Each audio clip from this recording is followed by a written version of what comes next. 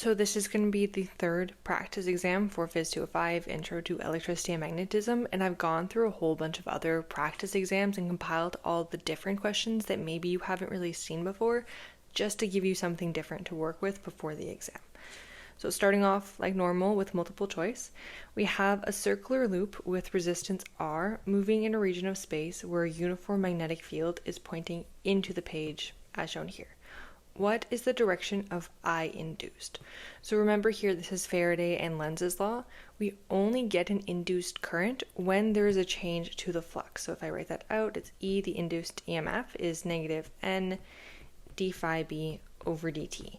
So we need a change in flux to happen. Here, it's moving, sure, but it's not growing. So like the area isn't changing, and it's also like not moving into a region that has less magnetic field lines or more magnetic field lines. So it's as though the flux is just never changing at all. So no current is going to be induced. Let's move on to number 2. We have this segment of wire with a total length is equal to 6 times R. So that's including like this part, and this part is formed into the following shape and carries a current I. What is the magnitude of B at point P? So for this, we need to use our Biot-Savart law, which is just going to be the magnitude is equal to mu naught I over 4 pi, and then we're going to integrate something, and it's going to be ds cross r hat divided by r squared. So remember, r hat is just pointing from our segment to our point of interest. And ds is just a step along in the direction of the current. So for here, we have ds going in this direction, and r hat is also pointing that direction because it's going like from our wire to our point. So we see that here, ds is parallel to r hat. Because they are parallel, the cross product is going to be equal to 0. So there is no contribution to the magnetic field by this straight line here. If we go up here to this straight segment, we can do the same thing where ds is going to be a step in this direction, and then r hat is going to be pointing in this direction. But again, they're along the same line, they are parallel, so neither this branch nor this branch contributes at all to the magnetic field B. So that's nice because we only have to deal with this semicircle here. If we do that, we notice that r hat and ds are perpendicular. So by that I mean here, ds is just going to be, maybe we'll do another color. So ds is going to be a step along this curved segment, and then r hat is going to be pointing towards P. And here they make a 90-degree angle. And this is really nice because that means that ds cross r hat, it's just going to be ds because that cross product can go away. So then if we go here, we get B is equal to mu naught I over 4 pi, and we're still going to integrate over that quarter circle, but it's just going to be ds divided by r squared. I'm just going to use a capital R here because we're denoting this. It's this distance being the radius, and we would be given something like that, right? Like that's a number we'd be given. So now we need to take the integral over a quarter circle of ds. All this means is how long is this part here? Like how long is this quarter circle? We should know that, and we get the answer of mu naught I over 4 times pi times r squared times 1/4 of 2 times pi times r, right? Like 1/4 of the circumference. And that is going to give us mu naught I over 4r squared. The pi cancels out here and it cancels out here. We also have this, this, and this becoming an 8. And that is our answer, with the r canceling out as well. So we have mu naught times I over 8 times r. Okay, so then if we look to our multiple choice, we see that that is in fact A. I recommend just doing the problem instead of trying to like figure out which one seems the most logical, because this is way faster than like just staring at this for 10 minutes. Moving on, we are asked, what is the radius of curvature of a 3 kiloelectron electron volt proton in a path perpendicular to a magnetic field that has magnitude of 0.8 Tesla. So it's a bit of a weird way to word it, but essentially we know that our radius of curvature is equal to m times v divided by qb, where v is the velocity, but we're not given the velocity, we're given this, which is the kinetic energy. And the kinetic energy is 1/2 times m times v squared, and that is equal to 3 kilo electrovolts. So you do have to be really careful with your units here, right? So like, what is a kilo electrovolt? Well, that's going to be 3 times 1,000, because kilo is 1,000, times 1.602 times 10 to the minus 19 joules. So we can translate from electron volt into joules, and then we get 4.806 times 10 to the minus 16 joules. So we now have our answer here in joules, and we can isolate for v. So the velocity is just going to be equal to 2 times 4.806 times 10 to the minus 16 joules divided by m, where m is just the mass of our proton, which is 1.67 times 10 to the minus 27 kilograms. And we're going to take the square root of all of that. So all I'm doing is solving for v here, given what we have. If I do that, I get, also, you should hopefully remember joules, like the units, is going to be kilograms meter squared per second squared. So that's all going to cancel out nicely to give us meters per second. But regardless, our answer is going to be 7.6 times 10 to the 5 meters per second.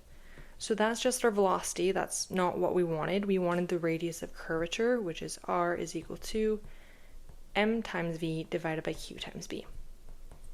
So again, what is the mass? We know that that's going to be 1.67 times 10 to the minus 27 kilograms times the velocity, which is 7.6 times 10 to the 5 meters per second. And we're going to divide all that by the charge of the proton, which is 1.602 times 10 to the minus 19 coulombs. And then we're told that the magnetic field has a magnitude of 0.8 Tesla. So 0.8 Tesla. If you plug all of that into your calculator, and well, everything should cancel out to give you a radius of r is equal to 9.9 times 10 to the minus 3 meters. So then we go down here, and the answer is a 9.9 millimeters.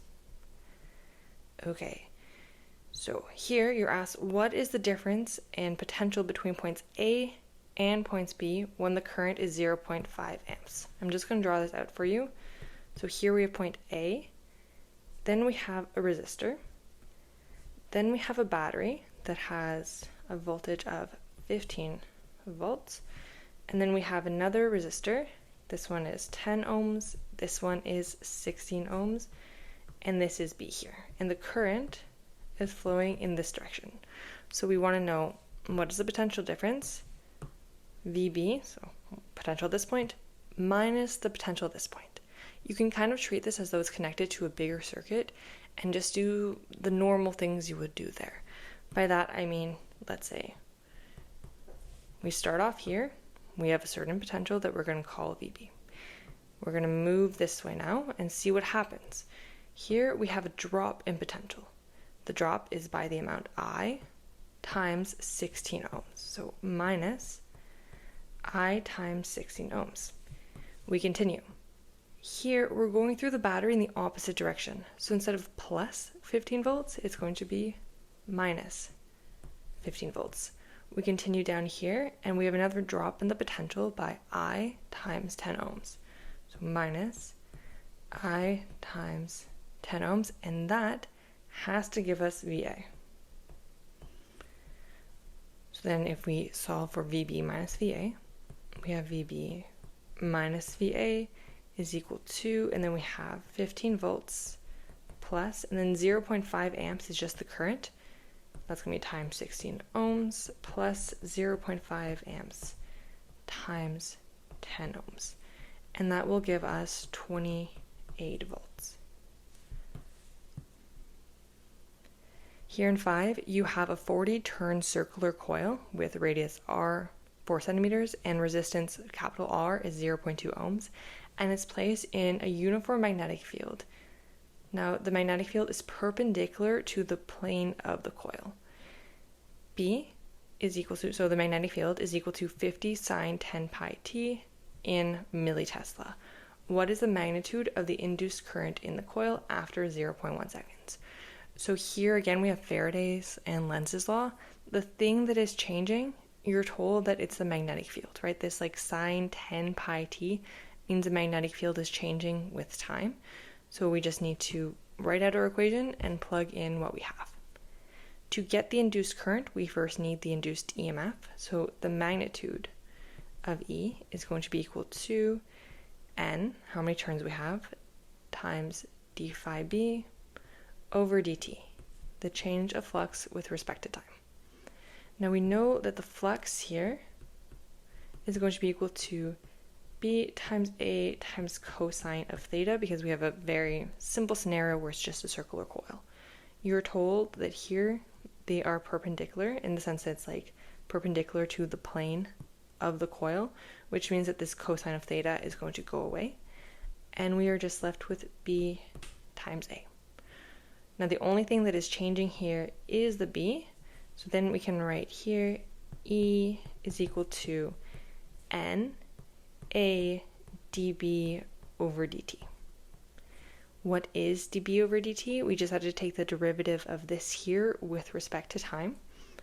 And plugging everything in, we're told, if I zoom out, we have 40 turns, so it's going to be 40 times the area, which is just pi times r squared, times dB over dt, which is going to be equal to, here, 500 pi cos 10 pi t.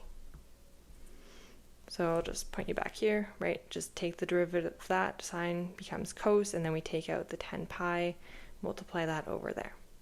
So the units here do matter. And I will just write that out to make it clear. So it's 40 times pi. Now the radius is given in centimeters. We need to convert that to meters. So it's going to be 0.04. And I'm going to put all the units to the right-hand side. That's just a preference thing here. Times 500 times pi times cosine of 10 times pi. And we're told that t is 0.1 seconds. And then our units are going to be meters squared times millitesla times second to the power of -1, because we took the derivative with respect to time, right? So we have the time component came out. These units are really important because this is in millitesla, and we're going to need to convert that into Tesla. So milli is 1,000th of a Tesla, and then when we do this, we get E is equal to 0.316 volts. And that was, of course, converting from millitesla into Tesla. So now that we know the induced EMF, we can go ahead and figure out what the induced current is just by using our Ohm's law. So we have I is equal to E divided by R is going to be equal to 0.316 volts divided by 0.2 ohms. And that's going to give us something like 1.58 amps. We can then go here and look at, well, like the closest answer. It's probably 1.6 amps. I might have just, done a calculation a little bit imprecisely, but essentially that is it. You just plug in everything you know, take the derivative, make sure your units are right here, and then, you get your answer. This is the last multiple choice question. Light has a certain frequency, wavelength, and speed, and it's traveling through empty space. So it's not going through glass or water, it's empty space. If we double the frequency, what happens to the wavelength and what happens to the speed? So this, maybe it'll be on some of your exams, maybe it won't, depends if you covered it in class. But essentially, the equation you need to know is the relationship between the speed of light, wavelength, and frequency. So we have C is equal to lambda times F. And then we can rewrite that and say, well, lambda is equal to C divided by F. We doubled the frequency. So that means our new frequency, F prime, is 2 times the old frequency. So like, what's our new wavelength? Well, that's going to be equal to c divided by f prime, which is equal to c divided by 2f. So we see that lambda has been halved. But our light is still traveling through empty space, like it hasn't gone through anything, so the speed of light remains constant. If we look in our options here, we have speed stay the same and our wavelength halved, so the answer is D. Let's move into the long form questions now. Number 1 says we have an inductor with L inductance of 0.4 Henry, a resistance of 500 ohms, capacitance of 5 microfarads, and they're connected in series to a 50 Hz AC source. I max is equal to 0.25 amps. What is delta V max? Delta V max is going to be equal to I max times Z. So to figure out delta V max, we just need to know Z, the impedance. The impedance is R squared plus XL minus XC squared to the 1/2. So now we just need XL and XC. XL, the inductive reactance, is omega times L, where omega is going to be 2 times pi times F times L. So that is going to be 2 times pi times 50 Hertz, which is what we're given. And then we're going to multiply that by the inductance, which is 0.4 Henrys. That is going to give us a reactance of 125.66 ohms. So then similarly for our capacitive reactance, we have omega times c to the power of -1. So that's going to be 2 times pi times f times c to the power of -1, which is just going to be 2 times pi times 50 hertz times 5 times 10 to the -6 farads to the power of -1. And if you plug everything in, you get 636.62 ohms. So now we have XL and we have XC. We can go ahead and write out Z, which is just going to be here the resistance of 500 ohms. Square that plus, then we have 125.66 ohms minus 636.62 ohms. Square that and then take the square root of all of that, and you should get something like 714.9 ohms. So that was Z. We didn't really want Z, we wanted delta V max. So then lastly, delta V max is going to be equal to I max, which is 0.25 amps as per the question, times 714.9 ohms, which gives us 178.7 volts. So that is A.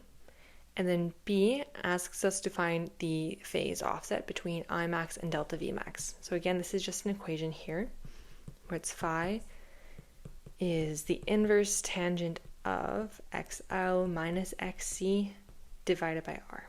So we already found out all of those things. We plug them in, and we get 125.66 ohms minus 636.62 ohms divided by R, which is 500 ohms. If you do that, you get minus 45.62 degrees, and we're going to talk about what that means just in a second. But essentially, it's delta V max lags I max. Okay, so lastly, they wanted you to draw a phasor diagram. Whenever you draw your phasor diagram, always start off by drawing I max along this axis here. Like, it doesn't matter where you draw it, everything is just relative to I max. So we know delta VL is always going to be pointing up, and delta VC is always going to be pointing down. Here, the magnitudes aren't really accurate, but you know, they're in the right direction. And then we have delta VR that is going to be in the same direction of I max. Then what you have to do is draw delta V max. So you figured out what it is in terms of value, 178.7 volts, and you figured out its offset, negative 45 degrees. So we draw it at like kind of this negative 45 degree angle here, and we see that it is below the horizontal. So what we see is that if everything is going in this direction here, counterclockwise, I max is ahead of delta V max, which is why we say that delta V max lags I max. And that is pretty much it for that problem. Okay, so in 2, you have this circuit here, and the capacitor is initially uncharged. How long after the switch is closed does the current reach half of its maximum value? First thing you're going to want to do is add up these resistors here. So whenever they are in parallel like this, we have the equivalent resistance is going to be 1 over R plus 1 over R to the power of -1, which is going to give you R over 2. So our equation for the current is I of t is equal to I max times e to the negative t over tau, where tau is our time constant, and it's equal to R times C because we just have a resistor and we have a capacitor. You gotta be careful here because I'm not talking about this resistor, I'm talking about the equivalent resistance. So normally what people write is R equivalent because we're talking about this circuit as a whole. So then our equivalent is just going to be R divided by 2, and then we multiply that by C. So that's just what goes in this equation right here. Okay, so we want to know at what time does I equal I max divided by 2. So we have I max divided by 2 on the left, and on the right we still have I max and then e to the negative t over tau. The I maxes cancel out, and then we get 1/2 is equal to e to the negative t over tau. From here we're just moving some things around. We can take the natural log on both sides, and then the e just goes away, so we have negative t divided by tau, move the tau onto the other side, and then also we want to get rid of this negative sign. So to do that we can just flip the inside of the natural logarithm, and then we get ln2 times tau is equal to t, and then we can rewrite that out as rc divided by 2 times ln2 is equal to time, where the time is like the time at which the current is half of its maximum value. And because you're not explicitly given any values for C or R or anything like that, you just leave the problem as is. So here in question 3, we have an insulating spherical shell with an inner radius of A and an outer radius B. It is uniformly charged with a charge density rho. Determine the electric field at A, any point inside of this spherical shell here. So this is just Gauss's law, and you have hopefully done a very similar problem, so I'm going to go through this rather quickly because the next problem I find definitely a bit trickier. So Gauss's law is this here. We have the closed surface integral of E dot dA is equal to Qn divided by epsilon naught. So essentially what C is saying, it's saying like draw a sketch and show the relevant surface and field vectors, which you can essentially do while you're answering the question. So what I mean by that is you look at your Gaussian surface and you say, okay, well, where is my area vector pointing? And it's going to be pointing tangentially out at every point. So here we have dA, we have dA, and so on.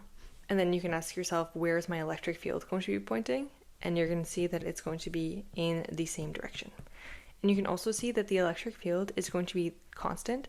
So it's like has the same magnitude here as this point here if they are at a distance r away. So like if they are at the same distance away from the center, well, they're going to have the same magnitude no matter where they are along the circle. So that's really nice because here we can simplify this down from being E dot dA to just E dA because they're parallel. And then we can take the E out of the integral because it is constant at any point along our Gaussian surface. So then all we have is the integral of dA, which is just going to be our surface area. So I'll write that out where we have E times A, or surface area, which is going to be equal to 4 times pi times r squared, which is going to be Qn divided by epsilon naught. So then what is Qn? Like the amount of charge that is inside of our Gaussian sphere, essentially. To do that, we need to recognize that here the surface, the volume charge density is going to be rho. So we just need to figure out how much of that charge are we enclosing at an arbitrary point r. We have done a very similar thing before, and that is the following, where Qn is just going to be rho, our volume density, times the volume of the Gaussian sphere, like how much of this charge are we enclosing. So that's going to be equal to rho times, then we just have the volume, where the volume is 4/3 pi, and it's not r cubed, but it's going to be r cubed minus a cubed, because there is no charge in this little circle here, so we just have to get rid of that volume. So that is q in. So we can write it all out and say that E times 4 times pi times r squared is equal to 4/3 pi over epsilon naught times r3 minus a3. Isolate for E, and we get the electric field at any point along this Gaussian surface is rho divided by 3 epsilon naught times r3 minus a3 divided by r squared. And it's going to be pointing in the r hat direction. By r hat, I just mean radially outwards at any point along here. So that is it for A. And again, like by C, like draw the sketch, they mean like draw this little image and show where is E pointing and where is dA pointing. So in B, they want to know what is the electric field at any point outside here. So we draw our little Gaussian surface, and we can do the same thing, where dA is going to be pointing perpendicularly outwards, and then so is the electric field. So same thing, it's the cosine of theta is going to go away, and the E is uniform at every point along this Gaussian sphere, so we can take it out of the integral, and then we just get E times A is equal to Q in divided by epsilon naught. This time, Q in is equal to rho times V, which is going to be equal to rho 4/3 pi b to the 3 minus a to the 3. It's a very similar idea. There is no charge outside of this like radius of B, so we're just enclosing all of the charge that is along here. So we're just saying like volume of this sphere minus the volume of that sphere, and that is how much charge we have on the inside. So then we plug everything in and we get E times 4 pi r squared is equal to rho 4/3 pi b3 minus a3 divided by epsilon naught. And then again, we just isolate for E, and we get a value of E is equal to rho over 3 epsilon naught r squared b to the 3 minus a to the 3, and again, it's pointing radially outwards, so that is our answer. So the reason why I want to rush that one a little bit is because question number 4, I personally think it's a little bit more demanding, because I find that usually when you're doing Kirchhoff loop and junction rules, you maybe have like 2 loops, 1 junction, but there's a lot of stuff going on. The first thing you need to do is identify all of the currents. So you need to figure out where in the circuit are the currents the same, and then give it a direction. So like, is the current going in this direction or is it going in this direction? That part doesn't matter. You could do it arbitrarily. You could also think about it a little bit, because it will get fixed for you when you're doing the math. So let's make some choices. I'm going to call this blue region here my current one. And I'm going to say that I think I1 is going in this direction. Why do I say that? Well, I look at the polarity of my battery and I'm like 24 volts, pretty strong, probably going through it normally, right? I'm going to call this I2. And I'm going to say that I think I2 is going in this direction. Similar mentality, I see my battery, probably the current is going to flow the way I think it's going to go. Now where it gets tricky is down here, because there's a lot of different branches.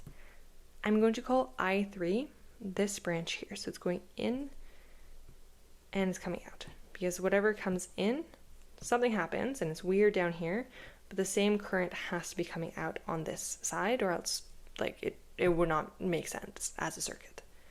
I'm going to call this I3, and I'm going to say that I think I3 is going in this direction. The reason I say that is because, well, sure, like I'm saying I2 is going here, but this is only 12 volts, this is 24 volts. I think it's going to be a stronger push down here than it is, say, in this direction. So that's I3, but I also have I4. I4 is going to be this here. this little branch, and it also goes up like this. So I'm going to call that I4, and I'm going to say I think I4 is going in this direction, just, you know, to go on with I3. I think it's also going to keep going right. And then I have I5, and I think I5 is going to go like this. It's going to go in this direction here. So like I said, there is a lot going on here, so you have to keep track of a lot of things, but also you have multiple loops and multiple junctions. So what I'm going to do is just duplicate this and tell you what I'm going to choose for my junctions and my loops. You don't have to choose these loops. You can choose other loops and you will hopefully get the same answer. But this is what I do. I'm going to choose this junction and I'm going to choose this junction. So at the top one, I look at what's coming in and what's going out. I see I have I3 coming in, and I have I2 coming in, and then I have I1 coming out. So it's going to be I2 plus I3 is equal to I1. Now down here, I have I3 coming in, and then I have I5 going out, and I have I4 going out. So I have I3 is equal to I4 plus I5. So these are my junctions, and now I need some loops. The first loop that I'm going to do is this one up here. So it's this little one here, and I'm going to call it number 1. So loop 1, we start off at this battery here, so we have a gain of 24 volts.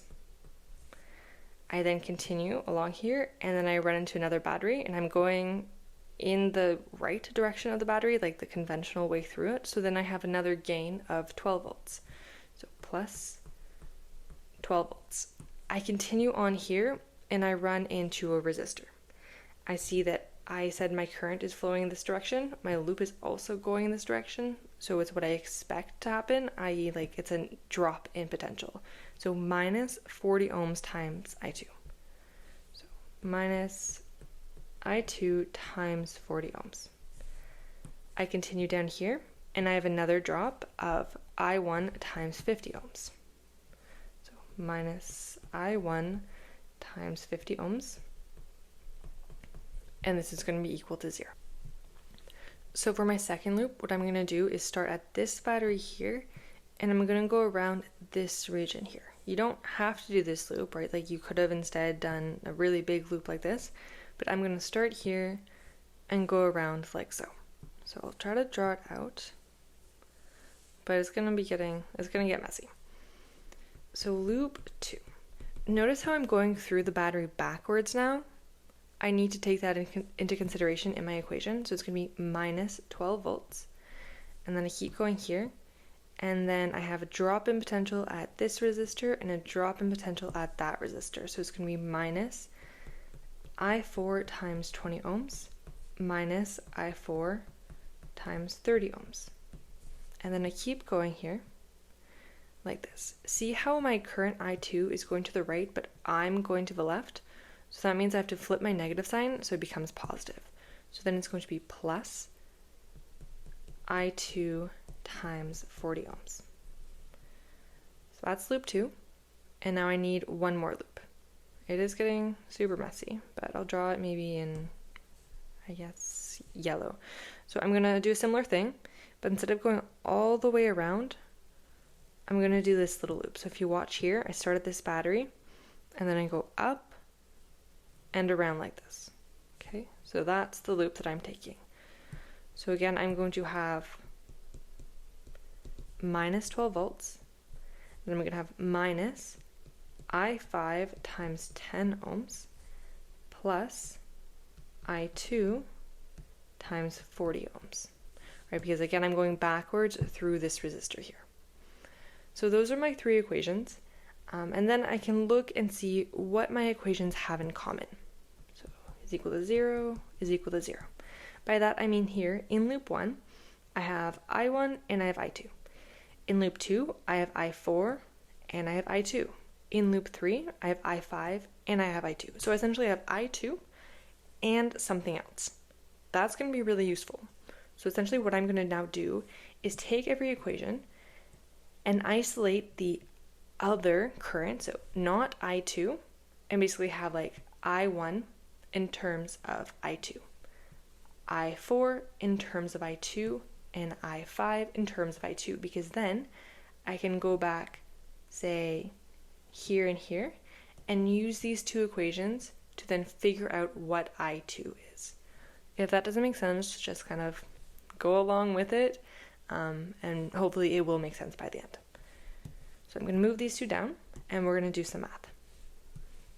So let's isolate for I1. We get I1 is equal to 24 plus 12, we get 36 volts, minus I2 times 40 ohms, and then we're going to divide all of this by 50 ohms.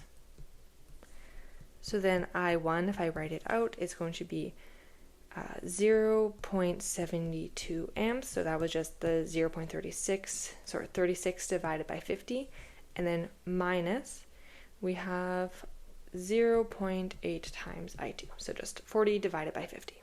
So that's my expression for I1 in terms of I2, and that's all I'm going to do for loop 1.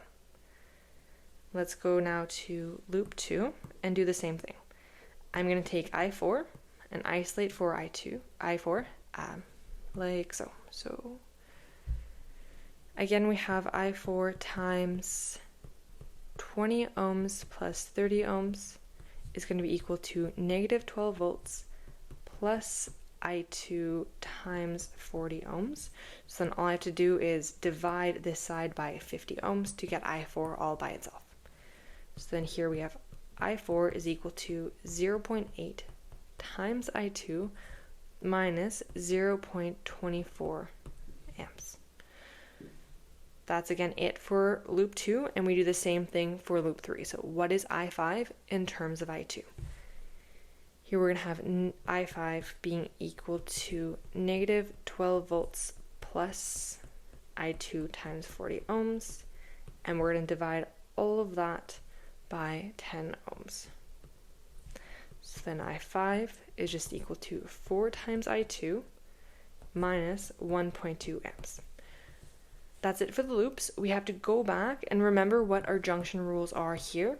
And what I'm going to do is write an expression of I2 in terms of I1, I4, and I5, because I have I1, I4, and I5 here. So just bear with me. We have I2 from our first junction rule is equal to I1 minus I3. But from the second junction, we know that I3 is equal to I5 plus I4. So that means that I2 is equal to I1 minus I5 minus I4, right? So I wrote it backwards in the notes for some reason, so I'll just stick with that in case you're following along. And I have I4 minus I5. So then I just go back and I say, okay, what's my expression for I1? Plug it in I4 and I5.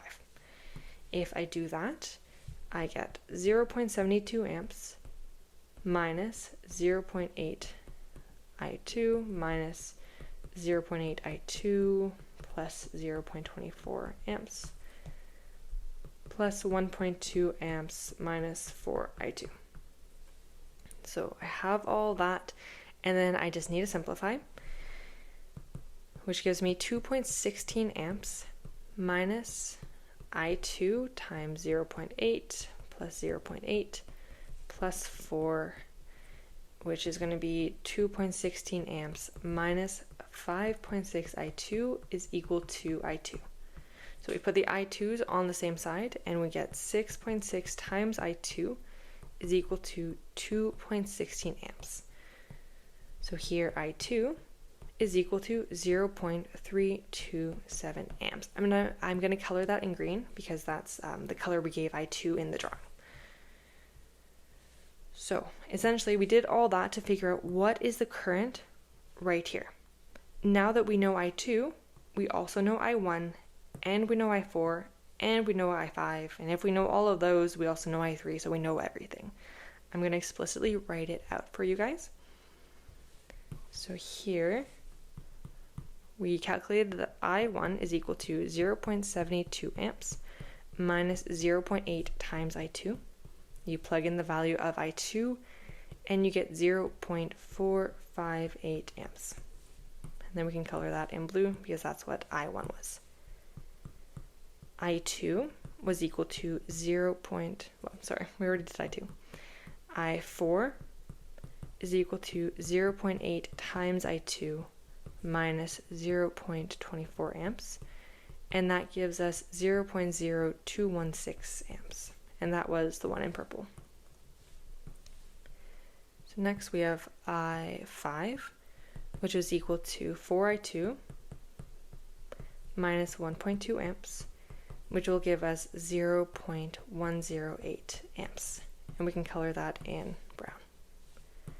Lastly, we know that I3 is equal to I5 plus I4 from our junction rule, and that will give us 0.13 amps, and that was in pink.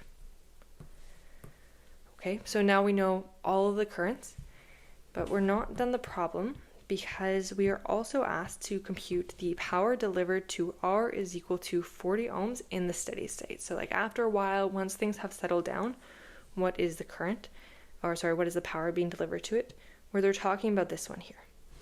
So all you have to do is remember the equation for power, where power is equal to I squared times R, where here it's just going to be I2 squared times the resistance, which is 40 ohms. So if you plug in your value for I2, you should get something like 4.277 watts. Okay, and that is it. If you're really struggling with this, just go to the Google Drive, download the PDF and go through it slowly. Or try switching things around, add a resistor in a random spot, or just do something weird and see if you can still solve the problem. But that's essentially it for that problem. So 5, it says consider a very long ideal solenoid with n turns per unit length carrying a current I. A, what is the direction of the magnetic field? And what is its spatial dependence? So it's where is the magnetic field present and where is it not? If we draw out our solenoid, we get this, and we know that the magnetic field is going to be pretty uniform along the central axis. So it's not doing any weird shape, it's quite straight along the center of our solenoid, and it's going to be equal to 0 approximately outside of our solenoid. So this is the case where I have current coming in this way, and then B is going this way. So that was it for A. But then B says, which Amperian loop do you need to find the magnetic field inside the solenoid? And then use that Amperian loop to calculate B. So we have done this, in the notes, to calculate the magnetic field inside the solenoid, and they're essentially just asking us to redo it. So if I draw out the solenoid, I have my magnetic field going to the right, and then I can think of my wire as coming out of the page at the top and going into the page at the bottom. The Amperian loop that we used was something that looked like this. It was a rectangle where we had current flowing like this. And the idea was to use Ampere's law. We have B dot ds is equal to mu naught times IN. So then we just have to divide up our rectangle into 4 parts, where we have the left part, the bottom part, the right part, and the top part. So if we look at the left part, for instance, we have the integral of B dot ds of the left. Now, B is always going to be pointing to the right, and then ds is just a step along that this side here. So ds is going to be pointing in this direction, and we can notice that if this is BS and this is, so if this is B and this is ds, they're perpendicular to one another. If they are perpendicular to one another, we don't get a dot product, it goes away, and then we have B dot ds is equal to 0. So it does not contribute to the magnetic field. Same thing on this side, they're perpendicular. Again, it doesn't contribute. As for the bottom here, let's say we did B dot ds of the bottom. Sorry, I meant of the top. Well, we have to realize that up here, we're outside of the solenoid configuration and there is no magnetic field. Like we're assuming that B is pretty much 0 down here. So then B dot ds is just equal to 0. So then this integral simplifies into just being the integral going from this point to this point here. If I write that out, it's just going to be the integral of B dot ds for the bottom is equal to mu naught times I in. Now, they are parallel to one another because here we're going to the right and we're also going to the right. So the dot product does go away but doesn't go to 0. And we also know that B is pretty much constant. Like B is uniform all throughout the center. So we can take B outside of the integral to give us B integral from 0 to L of ds. Where this, we're just measuring like the length from this point of the solenoid to this point. So 0 to length L. And this here is just saying, well, how long is that? Well, it's L long. So it's B times L is equal to mu naught times I in. And yeah, that's it. So what we also did here to get a nicer answer was, well, for one, isolate for B. And we saw that B is equal to mu naught, and then we defined I in as N times I, and then we divided that by L. N times I is just like how many loops do we have of our solenoid, and then here L is again just the length. The last thing we did was define little n, so lowercase n, to be N capital divided by L. So just write it out. N, how many loops do we have per meter, or per unit length, is equal to N divided by L, just to give us a nicer looking answer. And then this is how we got mu naught times N times I for the magnetic field in the interior of the solenoid. But that is it for 5. So lastly, we have question 6. It says we have an electron with charge Q is equal to negative E, moving with a velocity V is equal to V naught I. So it's going in the I hat direction, and it enters a region of space where E, the electric field, is also pointing in the I hat direction. The magnetic field is pointing in the J hat direction. It says write down the force acting on the electron when the velocity is 0 and when the velocity is not equal to 0. So this is our Lorentz force, where we have F is equal to a combination of the electric force and the magnetic force. So we can just plug in what we know. So here, in general, we'd have negative E, so that's the charge of our electron. And then we were told that the electric field has magnitude E, and it's pointing in the I hat direction. And then V has magnitude V naught, going in the I hat direction. And we're going to cross that with B, that is going in the J hat direction. So here, V naught and B are constants, so it's just I cross J. So we get F is equal to negative E in the I hat plus V naught B in the, I can write K hat direction. So whenever there is no velocity, so V naught is equal to 0, this all goes away. And then F is just equal to negative E times E in the I hat direction. Whenever it's not equal to 0, we get the whole thing. So again, I'll just write it out. F is equal to negative E, E I hat, plus V naught B in the K hat. And that is it for this problem. And that's it for the questions that I have here.